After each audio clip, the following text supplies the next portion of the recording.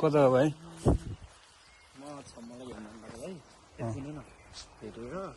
मेरो गर्लफ्रेन्डलाई यो दिनु पऱ्यो कस्तो ठिक छ नि सही हो अनि छम्मलाई भेट्न पनि त्यस्तो ठाउँ जानु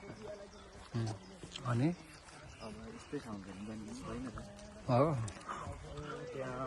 पोखरीको छेउमा बसिरहेको छ कता रे? पोखरीको छेउमा बसिरहेको छ कता छ पोखरी? यो त पोखरी छ पोखरीको छेउमा बसिरहेको छ म त्यहीँ ओ हिलो अब गाउँको याद आयो नि त यार अहिले त यस्तो रहेछ बाटो है ल सुरुमा हिँड्ने केटाले धेरै धर्म गरिन्छन् के खोलिन्छन् काटेक्ने काना टेक्ने किनकि ऐसेन नि रहेछ त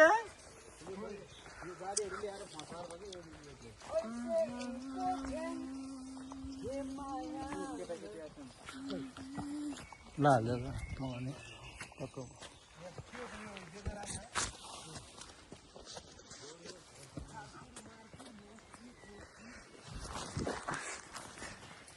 रात कहिले कट्छ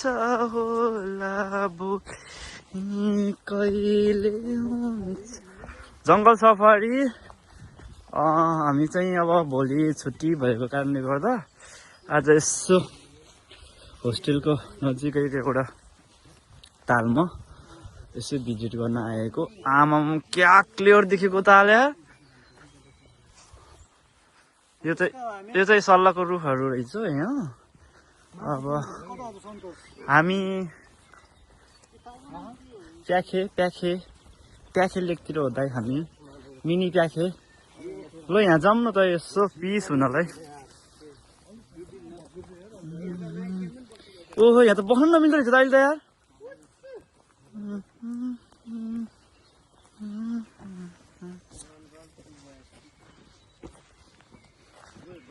अब क्यामेराम्यान त के त्यहाँ जाने है फेरि ल